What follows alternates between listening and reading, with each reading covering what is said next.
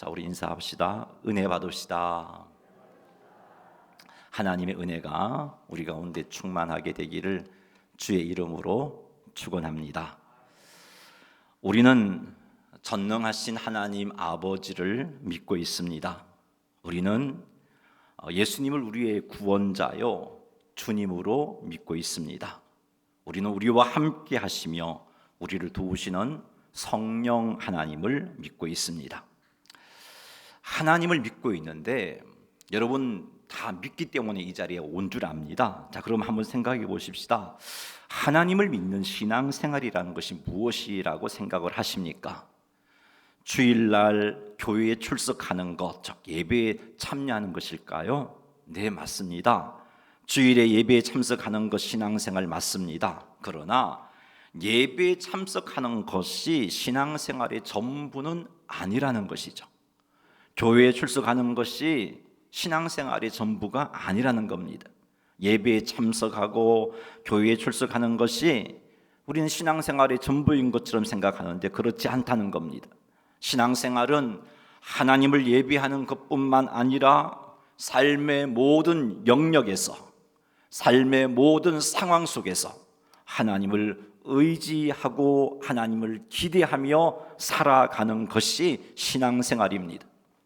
인생의 문제 앞에서만 하나님을 의지하는 것이 아니라 아무 문제가 없는 때에도 하나님을 의지하는 것, 그것이 신앙생활입니다. 가능성이 있을 때에만 하나님을 의지하는 것이 아니라 가능성이 없는 문제 앞에서도 전능하신 하나님을 바라보고 의지하는 것, 그것이 신앙생활입니다. 그런데 많은 성도들이 교회에 출석하는 것으로만 신앙생활하고 있다는 것이죠. 인생의 문제 앞에서만 하나님을 의지하더라는 것이죠. 가능성이 없는 문제 앞에서는 낙심하고 절망하더라는 것이죠. 이것은 온전한 신앙생활을 하는 것이 아닙니다. 사랑하는 성도 여러분, 하나님을 온전히 믿는 믿음으로 온전한 신앙생활을 하시기 바랍니다. 온전한 신앙생활이란 하나님을 예배하고 삶의 모든 영역에서, 삶의 모든 상황 속에서 하나님을 바라고 의지하며 살아가는 것입니다. 오늘 본문 말씀을 통해서 우리는 하나님이 어떤 분이신지를 살필 겁니다. 그리고 삶의 모든 상황 속에서 하나님을 의지하지 못하게 만드는 것이 무엇인지도 살펴볼 겁니다. 이 시간을 통해서 하나님이 어떤 분이신지 제대로 깨닫고 우리가 삶의 모든 상황 속에서 하나님을 의지하지 못하게 만드는 문제가 무엇인지 제대로 깨달아서 하나님을 예배할 뿐만 아니라 삶의 모든 영역과 모든 상황 속에서 하나님을 바라고 의지함으로 온전한 신앙생활로 하나님께 영광 돌려드리는 성도님들이 다 되시기를 주님의 이름으로 축원합니다. 창세기 18장 1절 말씀 읽어보겠습니다. 여호와께서 마므레의 상수리 나무들이 있는 곳에서 아브라함에게 나타나시니라. 날이 뜨거울 때에 그가 장막문에 앉아 있다가. 아멘. 여호와 하나님께서 아브라함에게 나타나셨습니다. 왜 여호와께서 아브라함에게 나타나셨을까요? 그것은 아브라함에게 은혜와 복을 주시기 위함입니다. 아브라함으로 하여금 가능성이 전혀 없는 상황이지만 하나님의 약속을 믿고 마침내 그 약속이 이루어지는 복을 누리게 만들어 주시고자 하나님께서 아브라함에게 나타나신 것입니다. 창세기 17장을 보면 아브라함이 99세 때에 여호와 하나님을 그때도 만나게 돼요. 아브라함의 나이 99세 때에 하나님께서 여호와께서 아브라함에게 나타나셨습니다. 창세기 17장 1절 말씀 읽어보겠습니다. 아브라함이 99세 때에 여호와께서 아브라함에게 나타나서 그에게 이르시되 나는 전능한 하나님이라 너는 내 앞에서 행하여 완전하라. 여호와께서 아브라함에게 나타나셔서 말씀하시기를 나는 전능한 하나님이라 너는 내 앞에서 행하여 완전하라 라고 하셨습니다. 하나님께서 전능하시다는 것은 하나님에게는 못하실 일이 없다는 거예요. 인간들의 가능성을 따져서 이건 가능성이 없는 일이니까 하나님에게도 불가능하겠지, 그것 아니라는 겁니다. 사람들에게 있어서 가능성이 제로를 할지라도 전능하신 하나님 아버지 앞에서는 아무 문제도 되지 않고 하나님 앞에서는 가능하다는 거죠. 그것을 지금 하나님께서 아브라함에게 말씀해 주는 겁니다. 나는 전능한 하나님이라 라고 말씀하는 겁니다. 그리고 아브라함에게 또 이어서 말씀하시기를 내 앞에서 행하여 완전하라고 하셨어요. 내 앞에서 행하여 완전하라는 것은 하나님은 전능하신 분이니 너는 전능하신 하나님을 온전히 의지하라는 말씀이에요. 하나님께서 아브라함에게 이것을 요구하신 것은 하나님께 부름을 받은 지 24년이라는 시간이 지났습니다. 그럼에도 불구하고 아브라함은요, 하나님을 온전히 의지하지 못했어요.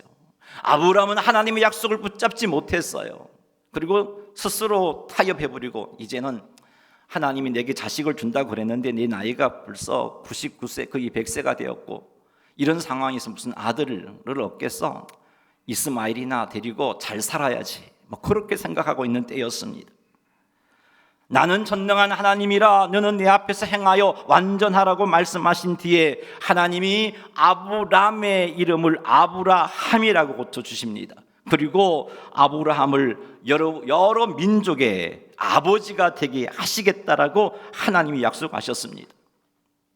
아브라함의 이름의 뜻은 많은 무리의 아버지라는 뜻이에요.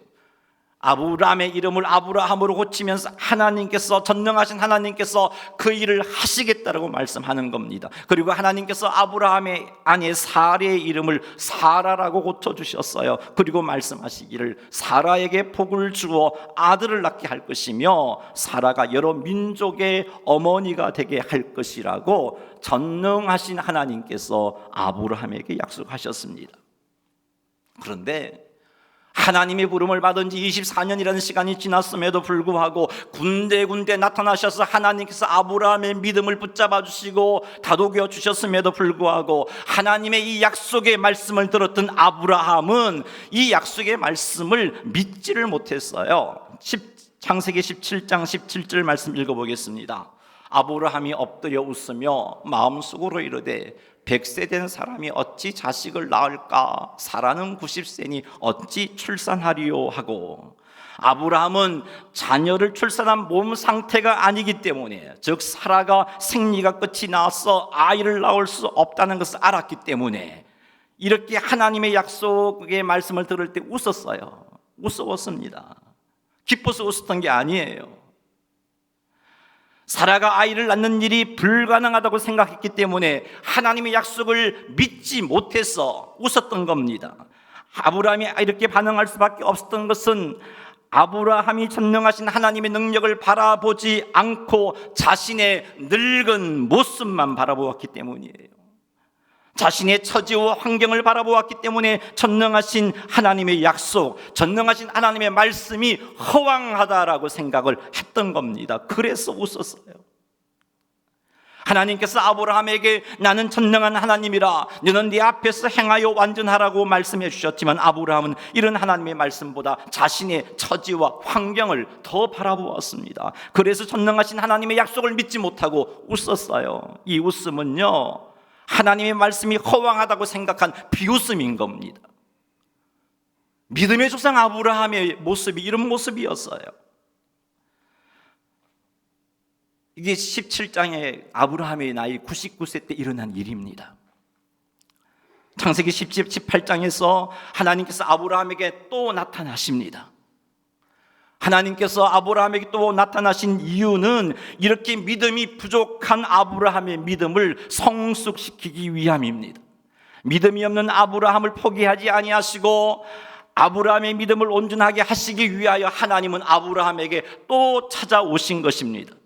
아브라함이 하나님을 온전히 의지함으로 하나님께 주시는 은혜와 복을 누리도록 하시기 위해서 하나님이 다시 찾아오신 것입니다. 이런 하나님의 은혜 때문에 아브라함이 믿음의 조상이 되었던 겁니다. 이런 하나님의 은혜 때문에 아브라함이 100세에 사라의 몸이 생리가 끊어졌지만 그럼에도 불구하고 사라가 이삭을 낳게 되는 복을 받아 누렸던 겁니다. 사랑하는 성도 여러분, 우리 하나님은 우리에게 은혜와 복을 주시기 위해서 우리를 찾아오시는 분입니다. 우리 하나님은 믿음이 없는 우리의 믿음을 온전하게 하시기 위하여서 포기하지 아니하시고 찾아오시고 또 찾아오시는 분이십니다. 이런 하나님 때문에 우리들이 한참 부족한 존재지만 온전한 믿음을 소유할 수 있게 되는 겁니다. 이런 하나님 때문에 우리의 믿음이 온전하여져서 예배에 참여하는 것뿐만 아니라 삶의 모든 영역과 삶의 모든 상황 속에서 하나님을 온전히 의지하는 온전한 신앙생활을 할 수 있는 것입니다. 우리에게 은혜와 복을 주시기 위해서 우리를 찾아오시는 하나님을 믿으시기 바랍니다. 찾아오세요. 아브라함을 찾아가시고 또 찾아가신 그 하나님께서 우리도 찾아오시고 또 찾아오십니다. 찾아오셔서 우리의 믿음을 바로 잡아 주십니다. 하나님을 온전히 믿는 믿음이 생기도록 하시는 겁니다. 예배드리는 우리를 찾아오셔서 은혜를 베푸시고 믿음이 자라게 해주십니다. 예배드리는 우리에게 임재하셔서 우리의 부족함을 채워주시기도 하십니다. 성경을 읽고 말씀을 듣고 묵상하는 시간에 우리를 찾아오셔서 우리에게 은혜와 복을 주시고 우리의 믿음을 자라게 해주시기도 하십니다. 기도하는 시간에 임재하셔서 우리를 회복하시고 우리의 믿음을 온전케 하시기도 하십니다. 우리가 생각하지 못했던 때에 생각하지 못한 방법으로 찾아오셔서 우리에게 은혜와 복을 주시기도 하십니다. 믿음이 없는 우리를 포기하지 아니하시고 우리의 믿음이 온전해질 수 있도록 또 다시 찾아오시는 하나님을 기대하시고 믿으시기를 주의 이름으로 축원합니다. 따라하세요. 주여 온전한 믿음을 주옵소서.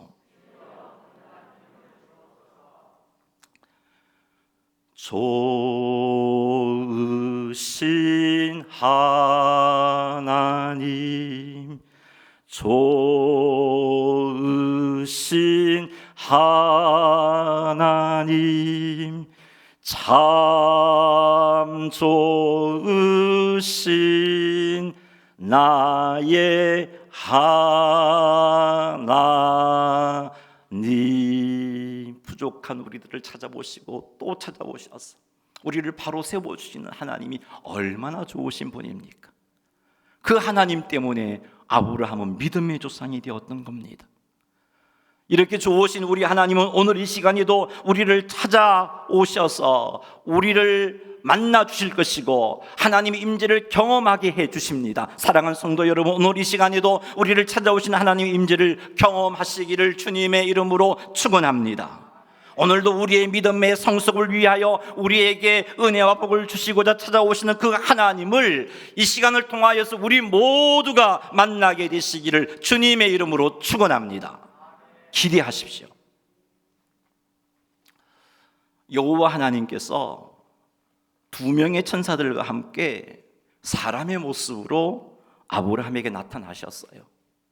18장에 나타난 하나님의 모습은 17장에 나타난 하나님의 모습과 달라요. 그러나 동일하게 아브라함이 99세 때 나타난 겁니다. 17장과 19장의 시간 차이가 별로 나지 않는 상황입니다. 날이 뜨거울 때에 아브라함이 장막문에 앉아 있었습니다. 근동 지역에는 날이 너무나 뜨겁기 때문에 뜨거운 낮 시간에 일하지 않고 쉬었어요. 낮잠을 자거나 시원한 곳을 찾아서 시원해지면 다시 일할 수 있도록 재충전하기 위해서 쉬는 시간이었습니다. 그때 말이죠. 날이 뜨거울 그때에 아브라함은 장막문에서 쉬고 있었는데 자기 맞은편에 세 사람이 서 있는 것을 보게 됩니다. 그들을 보자마자 아브라함은 영접합니다. 달려나가 영접했습니다. 쉬는 시간에 찾아온 나그네를 아브라함은 귀찮아하지 않았어요. 지금은 쉬는 시간인데 더워서 쉬어야 되는데 아브라함은 귀찮아하지 않았습니다. 이들을 보자마자 장막문에서 달려나가 그들을 영접했습니다.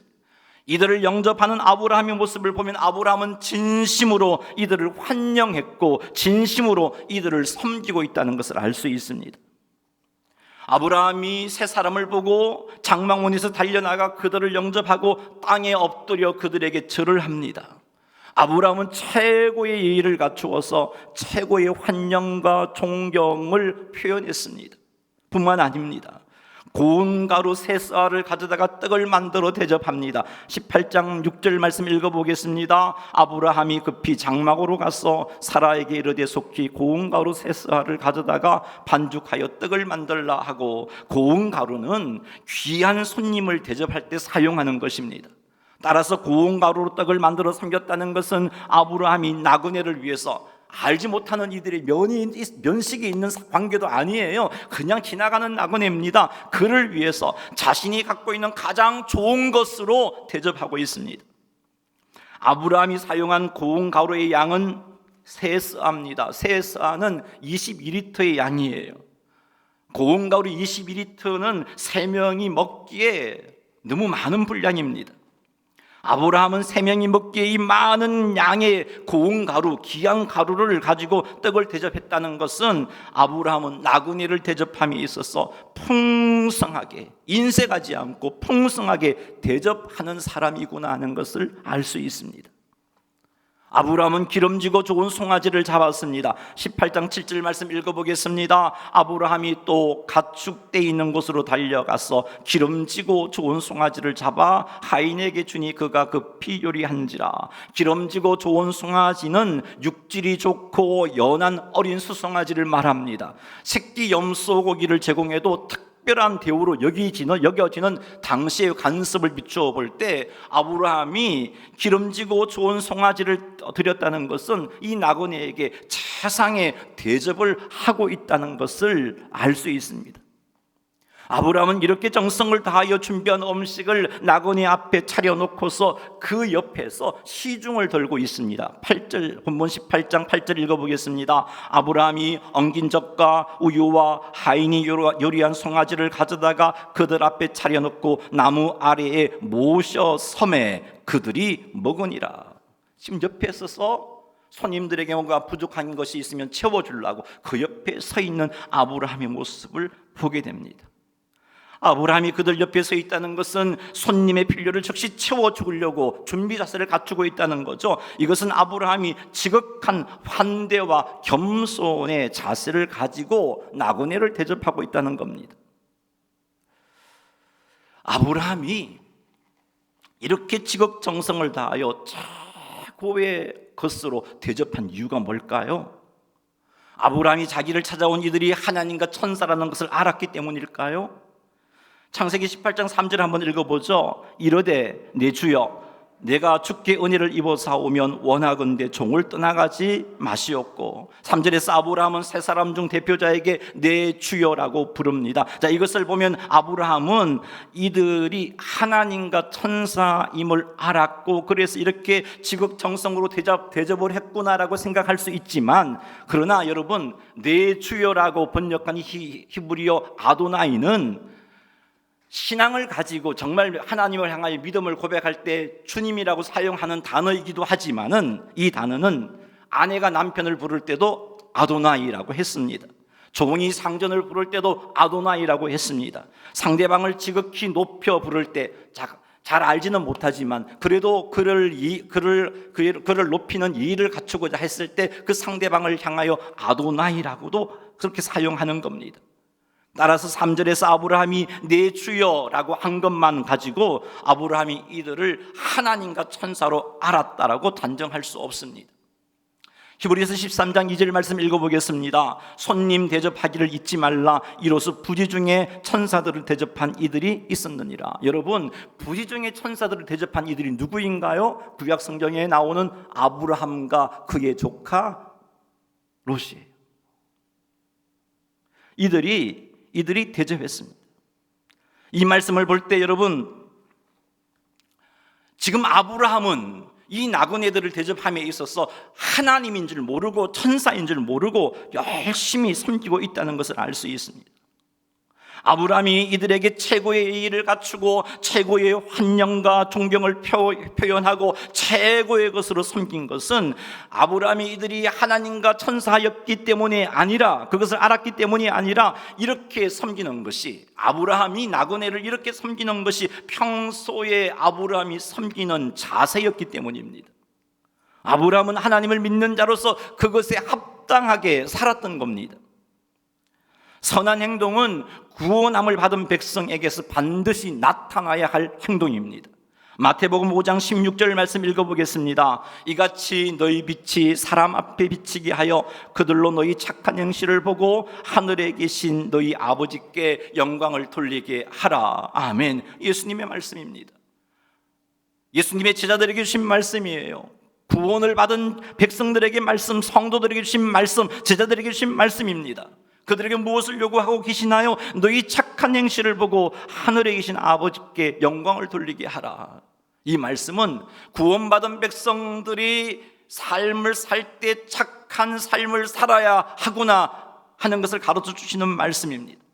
예수님은 성도들을 향하여 세상의 빛이라 하셨습니다. 예수님을 믿어 구원받은 자들을 향하여 세상의 빛이라 하셨습니다. 세상에 비친 성도들은 착한 일을 행하여 사람들로 하여금 하나님 아버지께 영광을 돌리는 삶을 살아야 되는 겁니다. 아브라함은 이런 삶을 산 것이에요. 그래서 잘 모르는 나그네였지만, 면식도 없는 그들이었지만 이렇게 지극정성을 다하여 나그네를 섬겼던 겁니다. 사랑하는 성도 여러분, 우리가, 예수 믿는 우리가 세상의 빛이라는 것을 명심하시기 바랍니다. 세상 속에서 우리의 착한 행실로 하나님께 영광을 돌리는 삶을 살아야 할 의무가 있다는 것을 아시고, 여러분의 삶의 현장 속에서 예수 믿는 자로서 착한 행실로 하나님께 영광을 돌려드리시는 여러분 되시기를 바랍니다. 착하게 살되 대충 착하게 살지 말고 아브라함이 철저하게 나그네를 섬겼듯이 그렇게 철저하게 착하게 사시기 바랍니다. 우리가 착하게 사는 것을 하나님께서 기뻐하십니다. 성령 하나님께서 우리들이 착하게 살 수 있도록 도우십니다. 그러니 구원받은 하나님의 백성답게 착한 행실로 하나님께 영광을 돌려드리는 삶의 헌신이 있기를 주님의 이름으로 축복합니다. 우리의 삶 속에서 사람들에게 선한 일을 하고 사람을 섬기는 것이 곧 하나님을 섬기는 것임을 명심하고 하나님을 섬기듯 힘을 다하여 선한 일에 힘쓰시는 성도님들이 되시기를 주님의 이름으로 축원합니다. 9절 말씀 같이 한번 읽어보겠습니다. 시작.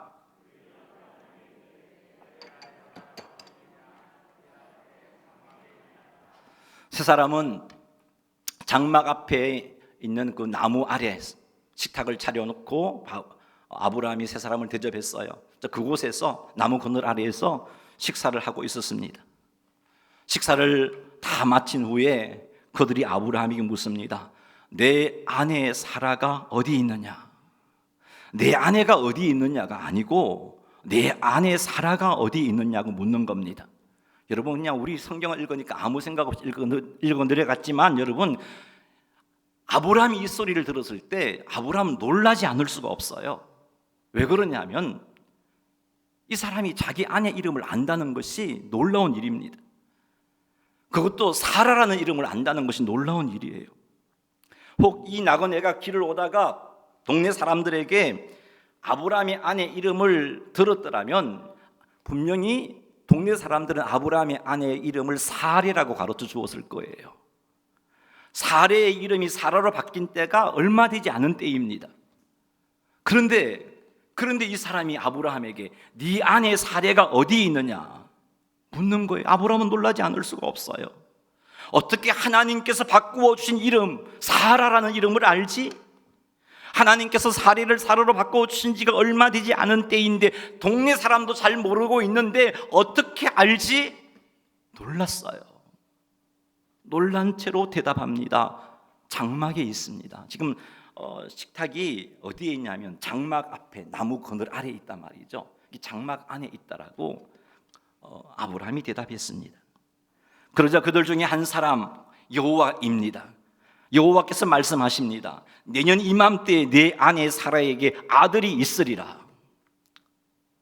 이렇게 말씀하시자 비로소 아브라함도 사라도 말씀하시는 이가 얼마 전에 아브라함에게 나타난 17장의 아브라함에게 나타난 여호와라는 사실을 알았어요. 17장에 나타난 여호와께서 뭐라고 말씀하셨습니까? 내 아내 이름을 살해라 하지 말고 살아라 하라. 내가 그에게 복을 주어 내게 아들을 낳아주게 하리라고 말씀하셨잖아요. 그 하나님이구나, 그 하나님이구나 알았어요. 전에 아브라함은 하나님에게서 이 말씀을 들었을 때 믿지 못했습니다. 그래서 그 말씀을 듣고 엎드려 웃었어요. 비웃었어요. 그러나 이번에는 아브라함이 이 말씀을 듣고서 웃지 않습니다. 아브라함은 하나님의 열심으로 믿음이 자라난 거예요. 이렇게 아브라함이 웃지 않을 수 있었던 것은 하나님께서 아브라함을 찾아오셔서 말씀해 주시고 말씀해 주시는 그 흐르는 하나님의 은혜로 인하여 믿음이 생겼기 때문입니다.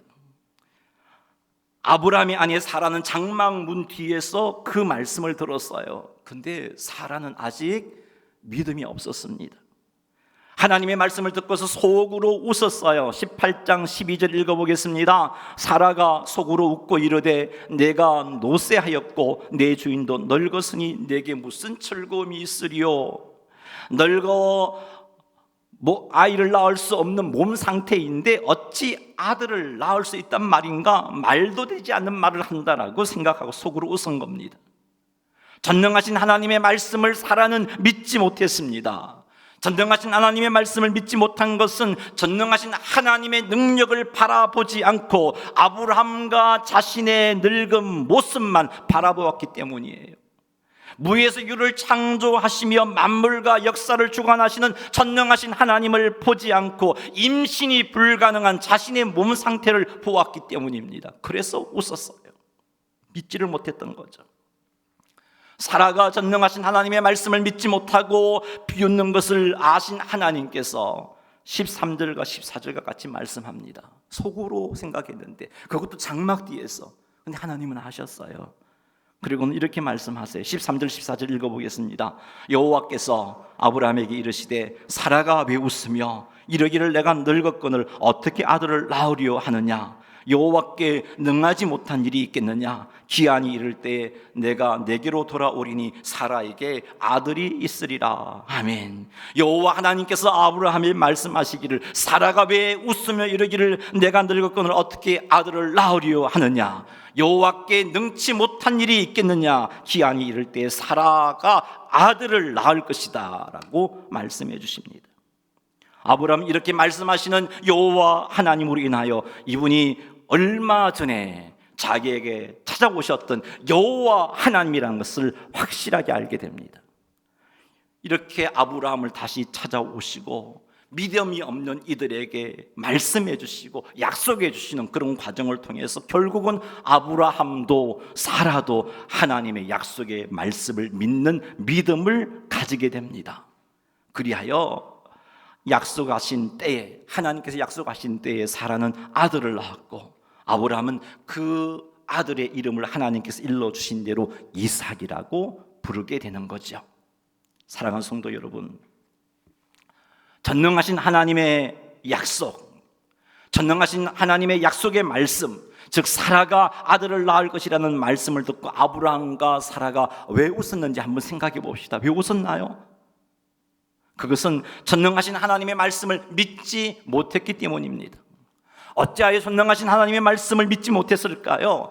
전능하신 하나님의 능력을 바라보지 않고 자신의 상황과 형편을 바라보았기 때문이에요. 말씀으로 천지를 창조하신 하나님을 바라보지 않고 임신이 불가능한 자기 몸을 보았기 때문이에요. 우리도 마찬가지입니다. 하나님 바라보지 않고 내 문제 바라보면요 믿지 못해요. 전능하신 하나님의 약속을 믿을 수가 없어요. 아브라함과 사라가 그랬던 겁니다. 이런 태도는 성도들로 하여금 모든 상황 속에서 모든 삶의 영역에서 하나님을 의지하는 온전한 믿음 생활, 신앙 생활을 하지 못하게 만들어요. 그냥 예배에 참여하는 것으로 만족하는 신앙 생활을 하게 만듭니다. 믿음이 없으니까 그냥 예배에는 참석해요. 참여해도 말씀을 듣지만 내 문제를 바라보니까 약속의 말씀이 주어지고 소망의 말씀이 주어지고 하나님이 또 말씀하시고 또 말씀해 주셔도 믿음이 안 생기는 거예요. 예배드리고 무거운 짐을 가지고 또 내려갑니다. 한숨 푹푹 쉬면서 걱정과 절망 속에 살아가는 거예요. 온전한 신앙생활을 할 수가 없습니다. 전능하신 하나님을 믿으면서도 하나님의 전능하심을 전혀 체험하지 못하는 삶을 살게 되는 거예요. 성도들로 하여금 무기력한 삶을 살게 만들어주는 거예요. 사랑하는 성도 여러분, 하나님께서 전능하심을 믿으시기 바랍니다. 태초에 천지를 창조하신 전능하신 하나님께서 오늘도 전능하심을 믿으시기 바랍니다. 나는 전능한 하나님이라 너는 내 앞에 행하여 완전하라. 아브라함이 주신 이 말씀을 오늘 여러분에게 주신 말씀으로 받으시기 바랍니다. 사랑하는 아들아, 나는 전능한 하나님이다. 너는 나의 전능함을 믿으라. 사랑하는 딸아, 나는 전능한 하나님이라. 너는 나의 전능함을 믿고 행하라. 이 말씀을 하나님께서 오늘 우리에게 주시는 말씀으로 받으시기를 바랍니다. 그리고 우리의 상황과 우리의 문제를 바라보지 말고 전능하신 하나님을 바라보시기 바랍니다. 전능하신 하나님을 바라보세요. 인생의 환경과 문제만 바라보면 아브라함처럼 사라처럼 하나님의 말씀을 비웃게 돼요. 믿지 못해요. 기대하지도 못하게 돼요. 그러니 여호와께 능하지 못한 일이 있겠느냐, 아브라함이 주신 이 말씀을 여러분에게 주신 말씀으로 받으시고 우리의 환경과 우리의 상황을 바라보는 눈을 들어서 전능하신 하나님을 바라보시기 바랍니다. 인자가 한이 없으신 하나님을 바라보시기 바랍니다. 약한 자를 불쌍히 여겨주시는 주님을 바라보시기 바랍니다. 주여 나를 불쌍히 여기소서. 주여 내 남편을 불쌍히 여기소서. 주여 내 아내를 불쌍히 여기소서. 주여 내 아들을 불쌍히 여기소서. 주여 내 딸을 불쌍히 여기소서. 하나님 바라보세요. 눈을 들어 주를 보라. 내 모든 염려 주께 맡겨라. 슬플 때에 주님의 얼굴 보라. 사랑의 주님 안식 주시리. 사랑하는 성도 여러분, 눈을 들어 환경 바라보지 말고 전능하신 하나님을 바라보시고 모든 문제를 맡기시고 주여 나를 불쌍히 여기소서. 인자가 한이 없으신 그 하나님을 바라보시기 바랍니다. 하나님의 전능하심을 믿고 인생의 모든 문제를 가지고 하나님께 나아가시고 우리의 환경과 우리의 상황을 바라보는 눈을 들어 전능하신 하나님을 바라보시기 바랍니다. 인생의 문제 해결을 위해 전능하신 하나님께 기도해보지도 않고 스스로 포기하지 마세요. 인생의 문제를 가지고 하나님께 기도하다가 응답이 없다고 낙심하지 마세요. 우리 주님께서 말씀하셨잖아요. 낭망하지 말고 항상 기도하라. 전능하신 주님의 말씀이에요. 우리 하나님은 연약한 우리를 찾아오셔서 은혜를 주시고 복을 주시고 그 복을 누릴 수 있는 믿음을 주시는 분입니다. 창세기 17장에서 아브라함에게 은혜와 복을 주시기 위해서 찾아가셨어요. 아브라함의 믿음의 반응을 기대하며 찾아가셨어요. 그러나 아브라함은 믿음이 없었습니다. 믿음의 반응을 보이지 않았어요. 그럼에도 불구하고 하나님 포기하지 아니하셨어요. 창세기 18장을 보면 믿음이 없어 그 약속을 붙잡지 못하는 아브라함을 또 찾아가셔서 아브라함의 믿음을 채워주고 계시잖아요. 이런 하나님의 일하심을 생각한다면, 이런 하나님의 일하심을 믿는다면 부족한 우리도 전능하신 하나님의 은혜를 누릴 수 있겠구나 하는 것을 깨닫게 됩니다. 믿음이 없는 우리도 전능하신 하나님의 은혜를 누릴 수 있도록 하나님이 도와주신다는 것을 깨닫게 됩니다. 사랑하는 성도 여러분, 우리를 찾아오셔서 우리에게 은혜를 주시고 복을 주시고 믿음을 주시는 하나님을 소망하시기 바랍니다. 포기하지 아니하시고 우리를 다듬어 가시는 하나님을 소망하시기 바랍니다. 마침내 우리로 하여금 온전한 믿음을 갖게 하셔서 전능하신 하나님의 은혜를 누리게 하실 것을 믿으시기 바랍니다. 그리고 열심히 주님을 바라보세요. 열심히 주님을 의지하세요. 그리하여 삶의 모든 영역에서, 삶의 모든 상황 속에서 하나님을 의지하는 온전한 신앙생활을 하시는 성도님들이 다 되시기를 주님의 이름으로 축원합니다. 예배를 드리는 것만으로 신앙생활을 한다라고 만족하지 말고 예배도 드리고 삶의 모든 영역, 삶의 모든 상황 속에서 전능하신 하나님을 바라고 의지함으로 하나님의 전능하심을 경험하시는 성도님들이 되시기를 주님의 이름으로 축원합니다.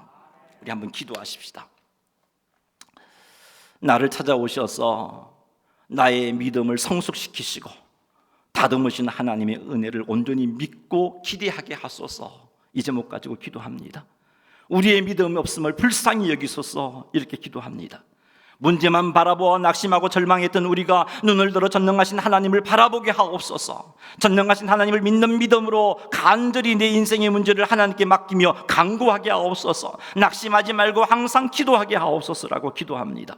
그리고 현재 여러분의 문제를 하나님께 내어드리세요. 전능하신 하나님께서 합력하여 선을 이루실 것을 기대하면서 내어드리며 기도하시기 바랍니다. 주여 해결해 주소서. 우리 이 제목 붙잡고 주의 이름 한번 부르며 오늘 이 시간 간절하게 전능하신 하나님을 바라보고 기도하도록 하겠습니다. 주여, 하나님 아버지, 주님 앞에 간구합니다. 하나님 아버지, 우리 하나님은 부족한 우리를 찾아오셔서 우리의 믿음을 성숙시키시고 다듬으시는 분임을 깨달았습니다. 하나님 아버지, 오늘도 그 하나님을 기대합니다. 나의 삶 가운데 나를 찾아오셔서 나의 믿음을 성숙시키시고 다듬으시는 하나님을 믿고 기대합니다. 아버지, 우리는 이런 믿음과 이런 기대하는 마음들을 우리에게 허락하여 주옵소서. 이런 믿음과 이런 기대하는 마음을 가지고 주여 나를 불쌍히 여기소서, 주여 나의 믿음 없음을 불쌍히 여기소서라고 기도할 수 있는 자가 되게 도와주옵소서. 하나님 아버지, 문제를 바라보고 낙심하고 아버지 절망했던 우리가 이제는 문제를 바라보는 눈을 들어서 전능하신 하나님을 바라보게 하여 주옵소서. 전능하신 하나님을 믿는 믿음으로, 전능하신 하나님을 믿는 믿음으로 하나님을 바라보고 간절하게 기도하는 자가 되기를 원합니다. 낙심하지 말고 항상 기도할 수 있도록 도와주옵소서. 하나님 아버지, 현재 아버지 하나님 힘들고 어려운 문제가 있습니까? 하나님 아버지 가능성 따지지 말고 전능하신 하나님을 바라보게 하여 주옵소서. 전능하신 하나님께 그 문제를 가지고 나가게 하옵소서. 주여 나를 불쌍히 여기시사 이 문제로부터 나를 구원하여 주옵소서. 주여 나를 불쌍히 여기시사 이 문제로 인하여 하나님의 전능하심을 맛보아할 수 있는 은혜를 허락하여 주옵소서. 하나님 아버지, 우리에게 은혜 허락하여 주옵소서. 살아가는 성도들이 이 믿음 가지고 한 주 내내 기도함으로 전능하신 하나님을 맛보아서 하나님께 영광을 돌려드리며 찬송하며 헌신하는 주의 백성들이 다 되게 인도하옵소서. 예수님의 이름으로 기도드리옵나이다. 아멘.